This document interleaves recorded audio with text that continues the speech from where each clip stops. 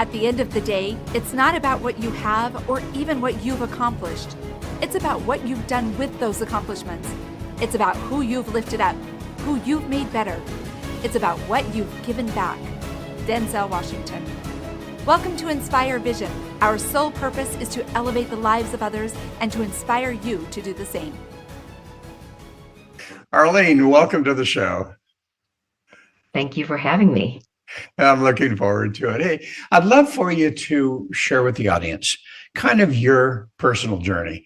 What brought you to this point? Were there things in your life where you had aha moments or whatever that was that brought you to where you're doing today to help, particularly women, I understand, really transform their lives?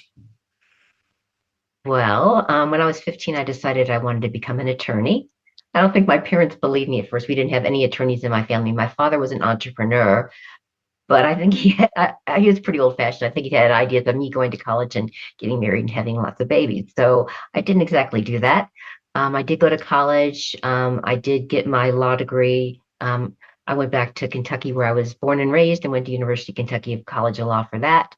After law school, my then husband and I went up to Cleveland where he had stuff that he needed to do for his career. And I worked for some other attorneys for about 3-4 years.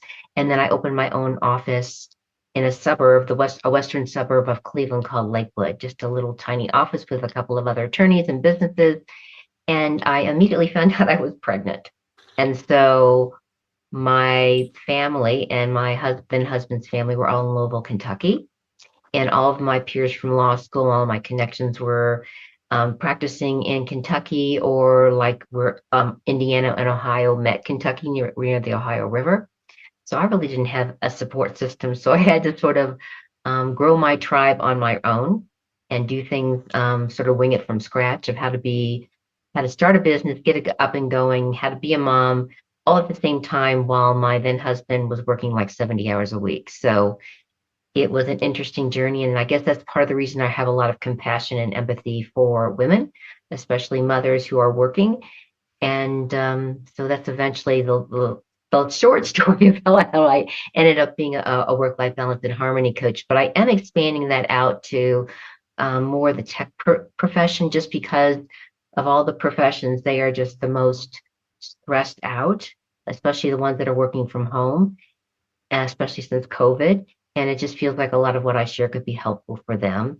And so I'm learning how to relate better with men at workshops and stuff like that. I have been an attorney. I was an attorney for many, many years. I had a solo practice in a suburb of Cleveland, and I practiced family law and commercial law. And then I sold it when my son was 9, and we moved to Longmont, Colorado, a suburb of Denver. And I bought into another commercial law practice. I had met the gentleman when I went to a business meeting in Chicago and ended up marrying him. And we were married for quite a long time. And so that's how I went through the law stuff. And when I was an attorney, I also started studying. I got a diploma in transformational holistic counseling and in coaching and mentoring and certification in meditation. And this is about 6 years before we sold the business, because I felt that they didn't teach me how to listen as an attorney, and I was doing a lot of negotiating of settlements. I was doing a lot of the marketing for the law firm. And I knew there was something missing. I didn't know what it was, but it was just really learning how to, like they call it, hold space for people, kind of that non-judgmental, that unconditional positive regard space where people can relax and feel heard and understood. And so, among other things, I learned that when I, got that extra education. And I've had my own business as a coach and a mentor and a facilitator and the other things I do. I opened the business in 2011, but I really didn't start, making it more of a full-time thing until we sold the business several years ago. I never thought I was going to do that, but yeah, that's what happened. Okay, so you had your own personal transformation. What was it? Suddenly a sudden awareness, or what was it that helped you to realize that, okay, I'm going to sell my law practice, which is, quite something, and go into this transformational help for people, for women? What was that aha moment particularly, or was there one, or was it just gradual? It was a gradual thing. I got the certification. I started using it in my business. I saw how it worked with my staff. I saw how it worked with my family and my partner and the people that I was working with and marketing with, because I was running a business meeting in California once a year. So I was like I had a lot of I was on a lot of chairs of quite a few different things in a national business organization that we were involved in. So it was gradual. I never really thought I was going to leave the practice of law. I just think after many, many years of practicing law, I got burnt out and I just really needed a change. And I was helping people in the practice of law, but there was never a break. It's always there. If you're a coach, if you have your own business as a coach and a mentor and a facilitator, you can set when you're going to talk to people, when you're going to do all the things that you do. There's like a beginning and an end, but it's not true with the practice of law. And isn't that interesting? We get so caught up in what we have been told we should do, or what we originally choose to do, and find that we get so caught up in it that there's no balance. I was talking to my daughter the other day, and she had gone back to her university and been asked to, kind of talk to the students about what she had done, and where she was now working in an area entirely different than what her master's degree was in. But when we talked about it a little bit, she talked about this work balance and how she realized that for her, work balance was so essential. And that was really an important aspect of her values and her desires. And it seems like we can get all so caught up in work and what we're doing, and we find that we get into something we think we really like, and all of a sudden it gets to the point where we get so busy that we do not have that balance. And is this an area that you have found as you're working with women that seems to be a common theme?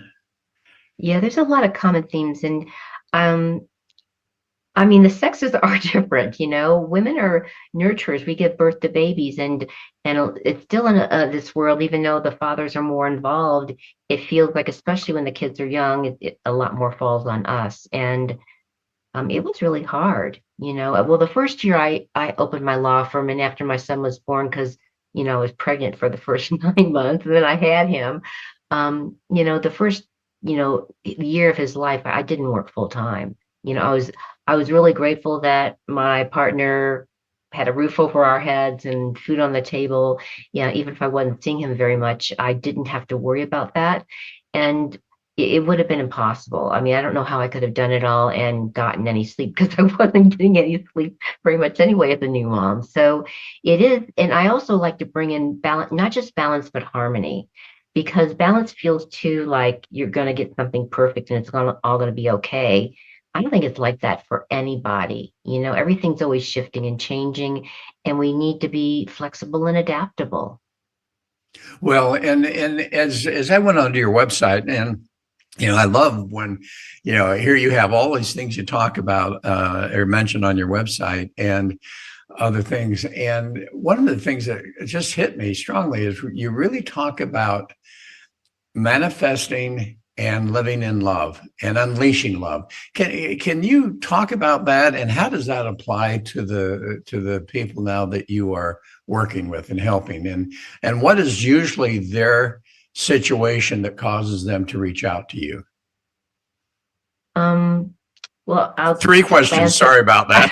That's all right. Well, I think people reach out to me for a whole bunch of different reasons, but the bottom line is they feel stressed and anxious and overwhelmed and maybe burnt out, and they feel an affinity with me, and hope that working with me, they can find a way to alleviate some of that stuff and feel more calm and centered and confident, because I like to work with people from the inside out. If we feel really calm and grounded and fully present in ourselves, it's like our energy sort of expands out, like it's like a bigger heart that's holding us, and it's a lot. We can get whatever we need to get done, it might not change, but it's going to feel a lot easier to move through it.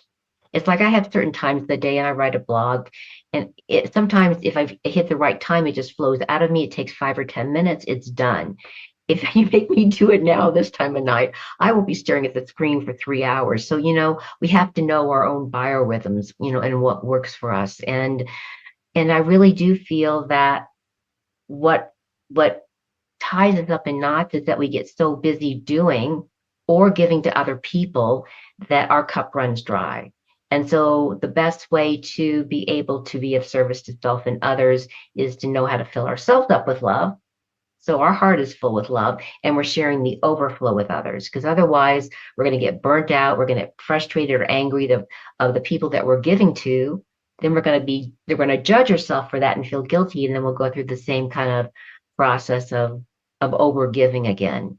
And I do find that more prevalent in women, but it can be anybody. And it's not a comfortable process to go through. So I like to help people to break that cycle. Well, it's interesting, and this is a common theme that I love to talk about, and you kind of referred to it, and that is how our experiences in life, our behavior, are so often we tend to do this, do that, do this, do that, so that we'll be happy and so forth, rather than recognizing that as we go internal and start to change the soul within, if we can call it that all of a sudden the outer experiences change, because it's a matter of a reflection of who we have become, not a reflection of who we're trying to be. What are your thoughts on that? Well, I agree with you 110%. And I mean, one of the ways that I do that is I get out in nature, because to me, she feels so loving and kind and soothing. And I live in Colorado, and a beautiful place to get out in nature, but you can live anywhere. And I think that connection is really, really important, the connection with ourselves. And if we're in front of a computer all day, it's really hard to do that. But it seems to me it's easier out in nature just to feel the energy of it, which is beautiful usually, and just to connect with the ground and to appreciate the beauty around us. That's a great way to work with stuff. But yeah, when we feel different on the inside, and we feel more love and kindness and respect for ourselves and others, we're going to see the world a lot differently than if we just feel really stressed and anxious and overwhelmed. And, when we're like that, we're all contracted. We're not even breathing right. So we're not even oxygenating our bodies. And it's just not a happy way, not a happy place to be. So how do you help people? And let's get a little bit specific. Obviously, someone that's working with you, it's going to take some time. But as our listeners listen today, I think that for me, getting a little bit of information creates even greater curiosity. And then all of a sudden you reach out to people that can really help you. So when you talk to people, when you talk to women who are experiencing that stress, that lack of balance, and so on and so forth, how do you approach them, and what do you find is the commonality of why they're experiencing the stress that they're experiencing and not experiencing the joy? And obviously walking in nature is an important one, but that's not, I would suspect, the initial thing you do. No, and I coach. You can choose like coaching or mentoring, or like a combination of both of them if you're working with me, but they're very different modalities. With coaching, I'm partnering with the person I'm working with, and I know that they have all of the answers inside of them. So I might be asking powerful questions. I might be reflecting back what they're sharing. I might be sharing some intuitions or insights that I have by their behavior, their demeanor, what they're saying. Sometimes we don't listen to our words, but I'm always turning it back to them to decide where to from here. So they're the one that's deciding the focus of our conversation. They're the ones that are telling me what the words they're sharing mean. They're the ones that they're telling me where they'd like to be by the end of our time together and why it's important to them. It's my job to partner with them and walk alongside them and hold that space of judgment-free love, and help them to, because they're in a bigger expanded space, to really feel into and maybe explore things they haven't been able to go that deep before with. If I'm mentoring somebody, they're coming to me to stand on my shoulder. So I'll be more, let's try this. and I'll give them something to do. It might be something like breath work. We might decide that let's work with our inner coach and notice where our inner critic has kind of gone wild, and learn how to talk to ourselves in a way that is kind and loving, and to notice when that wet comes up, there's a way to turn that around. So there's a lot of different topics that we can work with. And basically, I'll have a conversation, and I'll begin to intuit it and start with some basic stuff with them.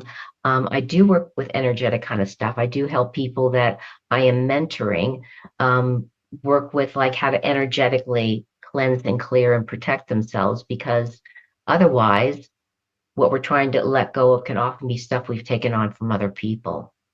Well, and I love that. I talk about the fact that our energy is really a magnet, whether you want to call it positive or negative energy, and that may be depending on, where we're at that particular time. But what happens is that we tend to attract to our lives the very magnet that we're experiencing. So if we're experiencing that negativity and lack of love and all of that, we're going to attract that very thing into our lives. And sometimes we never understand, why does this keep happening to me? Why do I keep finding the same partner in my life, and they're abusive, they're unkind, whatever that happens to be? Talk a little bit about this energy and what you have discovered and observed relative to the energy that people have, and how that literally affects their experiences in life. Well, you're 100% correct. And basically, it's a lot of things that can come into that, but it's a law of attraction. What we focus on is what we get more of in our lives. And people don't realize, and I didn't realize when I was younger, how much I was focusing on the reverse of an idea. Like I wanted to have like a really positive relationship, especially after my first divorce, but I hadn't cleared all the stuff that led to me entering into that relationship. And so I was, of course, going to attract the same kind of person again.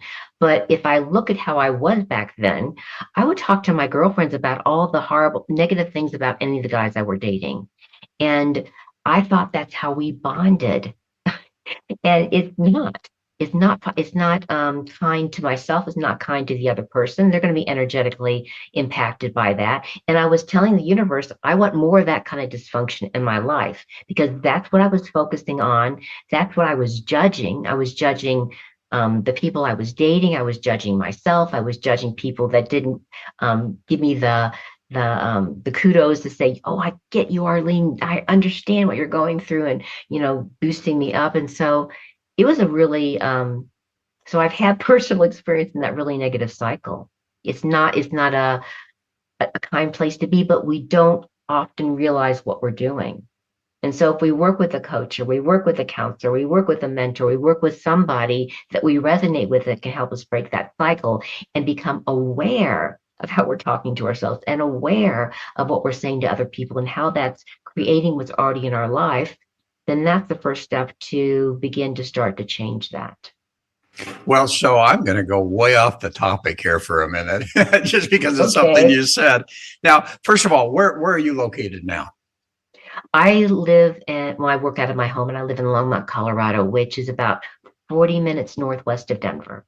Okay, so it's really fascinating as I get on Facebook from time to time, and I see some of my acquaintances and friends that I've had, all of a sudden, because of the political nature of what's going on right now, and I'm not going to comment on that other than Thank you. I don't want to get into a political thing here, but what I'm noticing is there's so many times people are posting comments continually that reflect their anger, their frustration with whatever's happening. And that was before this situation and latest election, and even now. What do you find is happening with those people when, for you were talking about the negativity of the men you were dating and so on and so forth. Here now we have people who are talking about the negativity of politics, and it's gotten to the point where that's all they talk about. What's happening to them and their lives, and how do we help people to change? Because that's creating such a division within our country. How do we help people to get to the point where they recognize that, you know what, I've got to stop doing that because it's affecting me, regardless of what they think, it's affecting me. Right. Well, the only person that we can change is ourselves. And so I'm going to get really, maybe a little bit woo-woo here, but you broached the subject, so I'll share with you Okay. how we can make a difference in the world um, from right here, right now. And that is that let's say that we have a really positive experience with a group or with another person or within ourselves. Something happened, and it's just something that we love. Maybe it's me, and I took a coaching course, and I was in this mentoring group with a bunch of other coaches, and it was just fantastic. And I just love the experience, and I'm learning so much. It could be anything that happened in our life, and we can just go, oh my God, this is so amazing, and we really feel it with all our hearts. What happens is it gets imprinted in the lower Akashic records, and that's where people reach when they're having problems.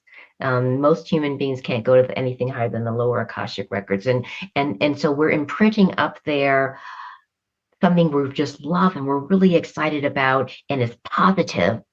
And so that people have something they can reach for if they have a similar experience. So that they're just not there reaching with all that other low level negativity that everyone else is putting in that lower level of Akashic records, with how bad this is and what this person says. And it's very convoluted. There's a lot of misinformation being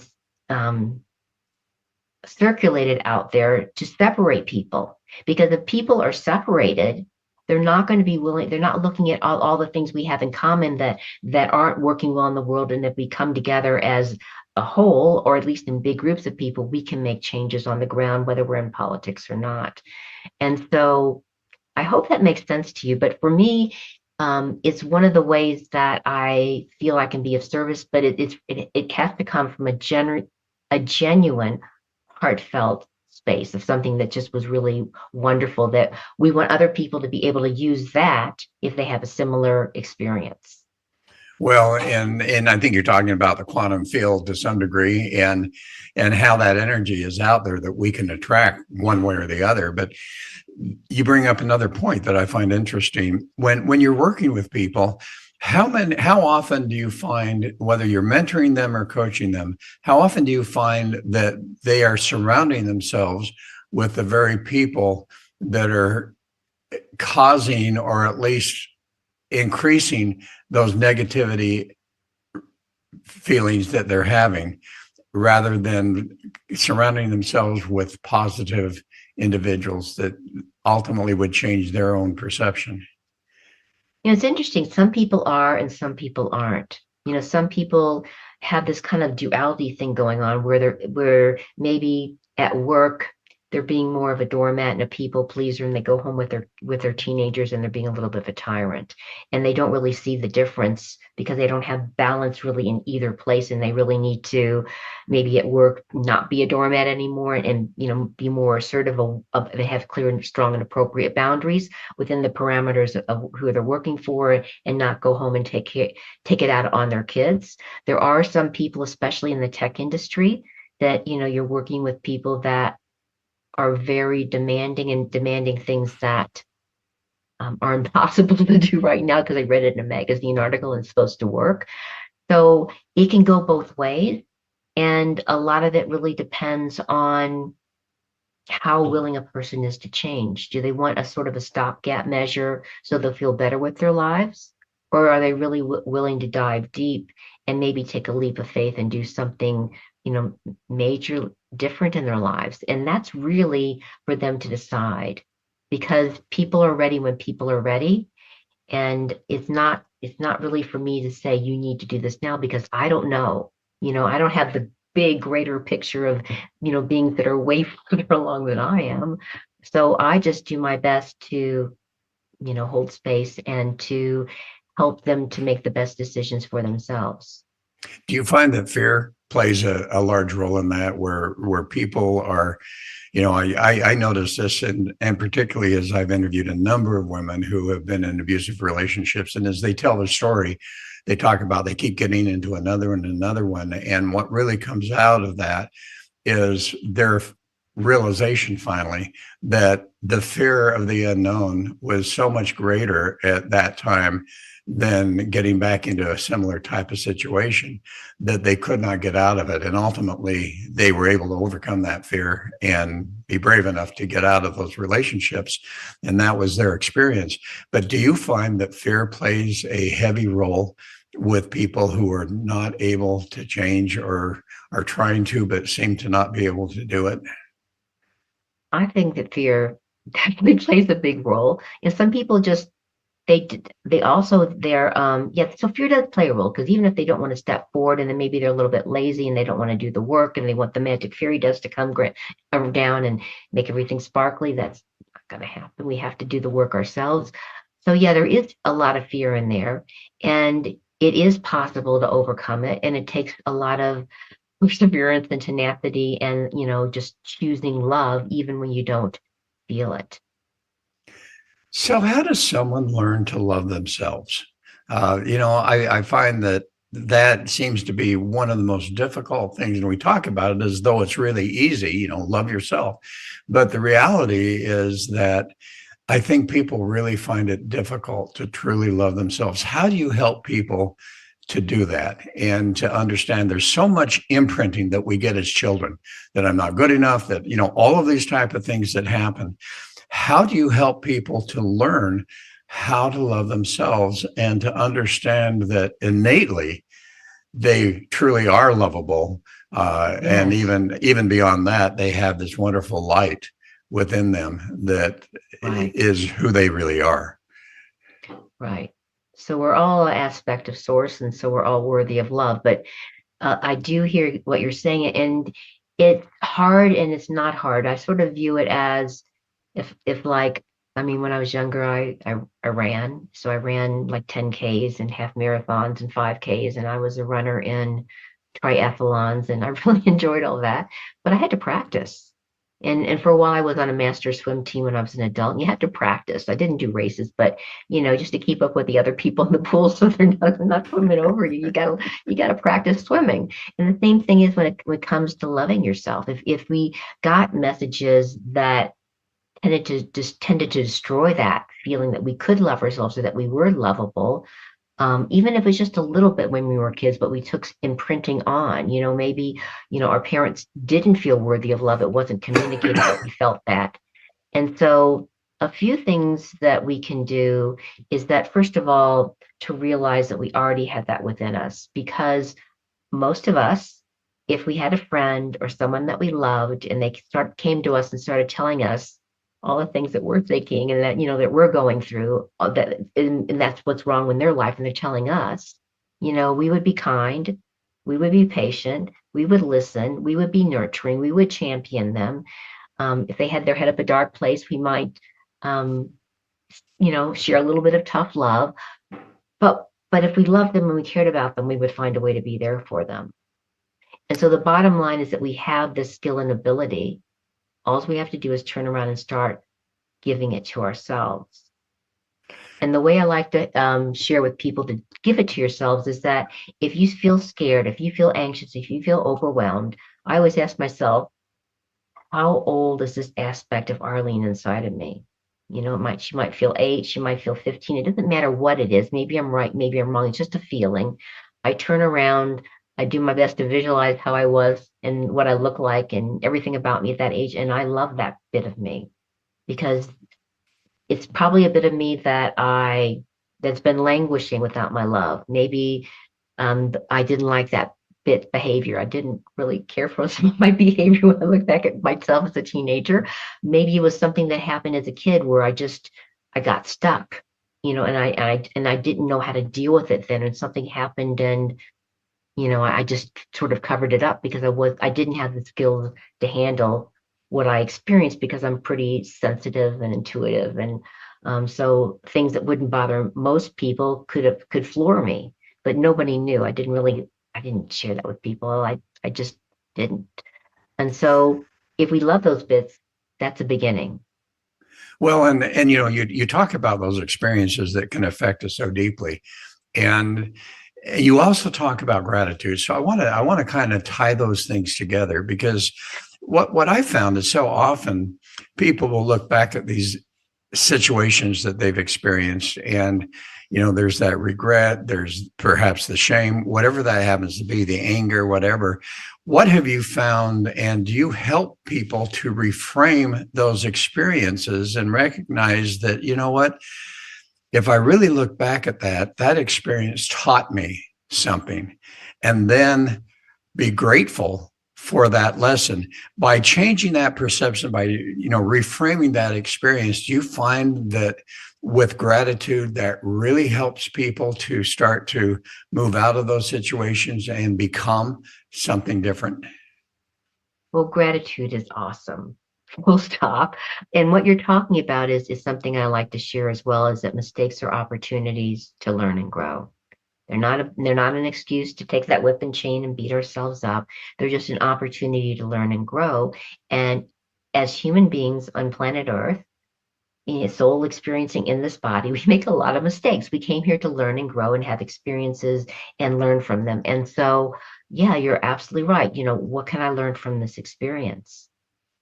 And if we really feel into what we can learn from this experience and we take it to heart, and the next time something similar happens in my life, we can visualize and feel how we're going to do it differently, and really feel that, because then we have like a baseline. If something similar happens again, that could be our go-to, instead of our old way of handling things that wasn't working and we were beating ourselves up for. And of course, when we experience gratitude, that changes everything. It's just such a high vibrational sacred quality. And so one of the ways I help people is just a lot of people make the mistake that I need to wait to be something to be grateful for. I mean, I need to wait to get out of this horrible relationship and have my knight in shining armor and everything's perfect, and then I'll be grateful. And that's not a good plan. We have so much already in our lives to be grateful for.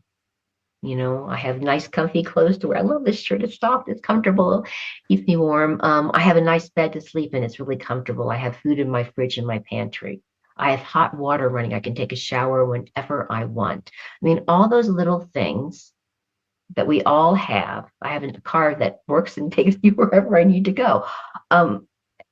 If we take the time to really look around and appreciate what we have, and even the simple thing of not eating on the run and having a plate of food and just enjoying it so much because it's so delicious and it's nourishing my body, and all those things help to build the gratitude, so that we can begin to have gratitude for all of our experiences, even the quote negative ones.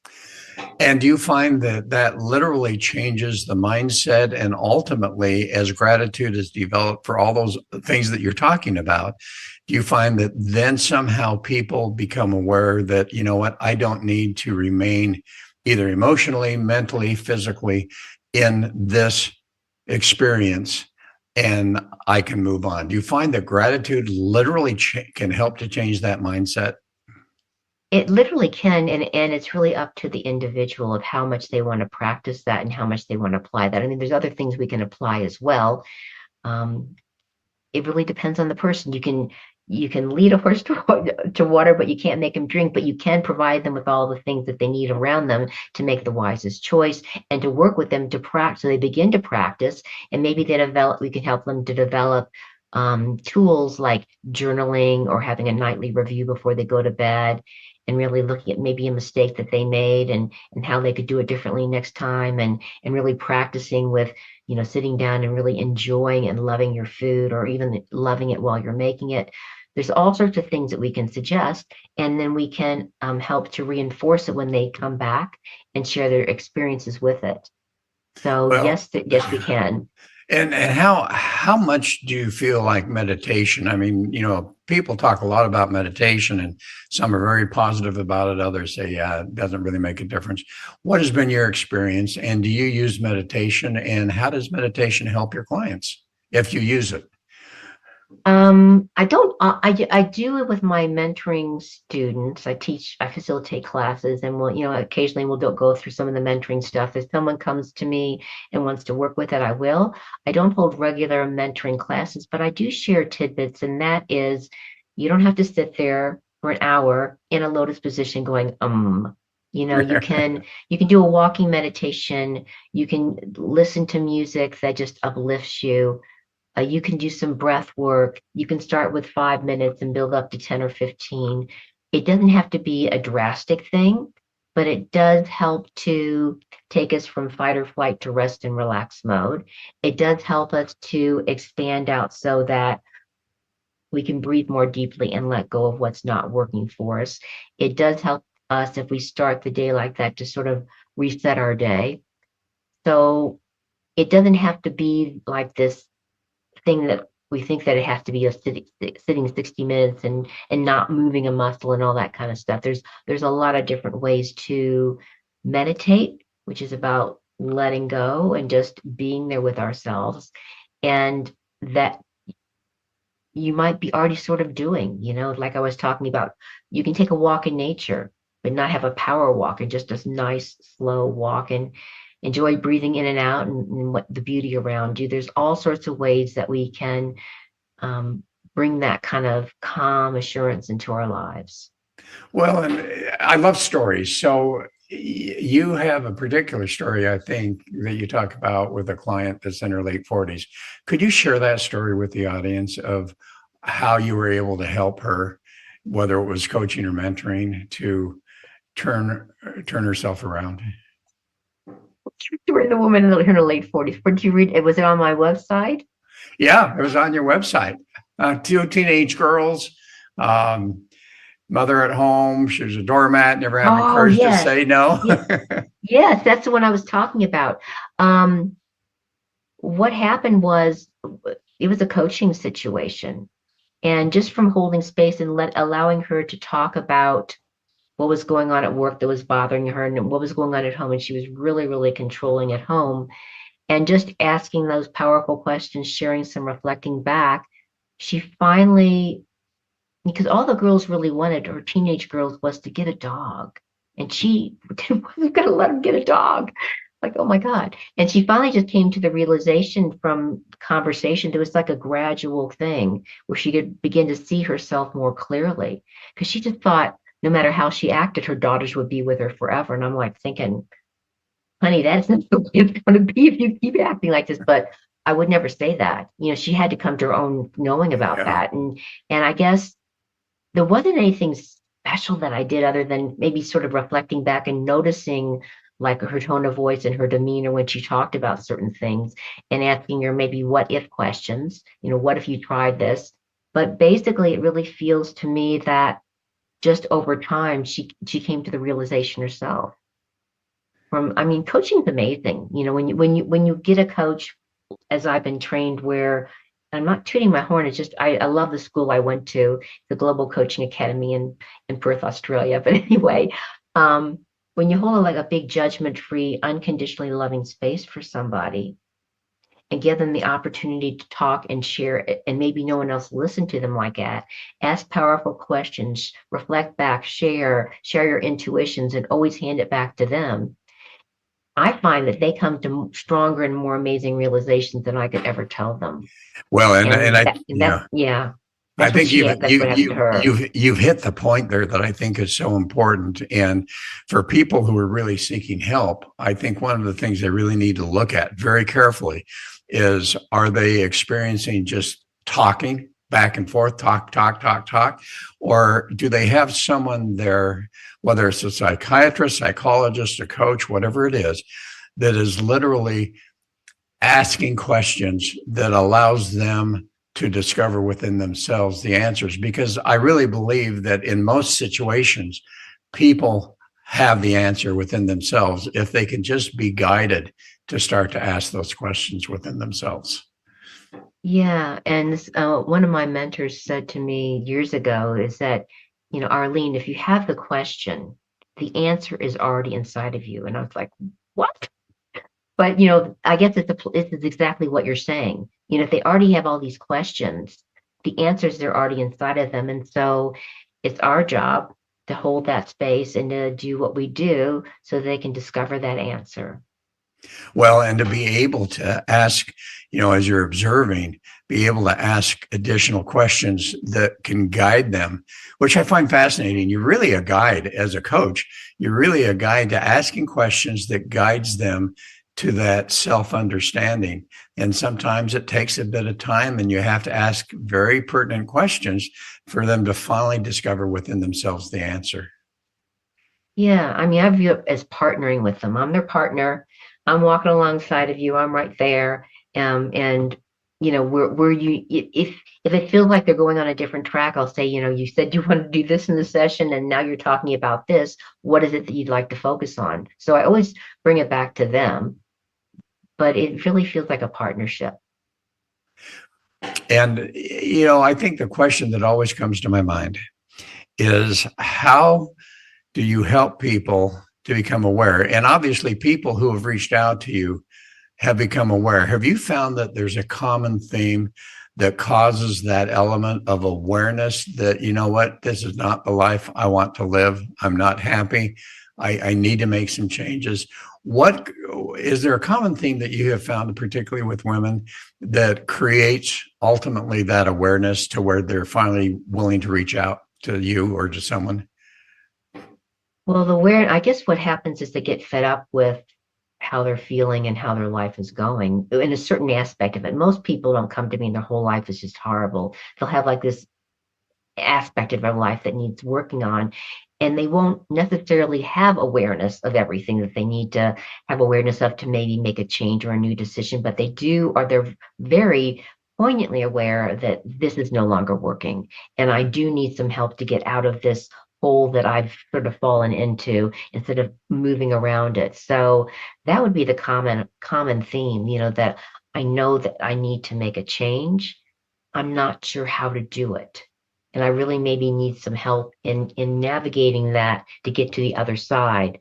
And I can sort of see and visualize what that is.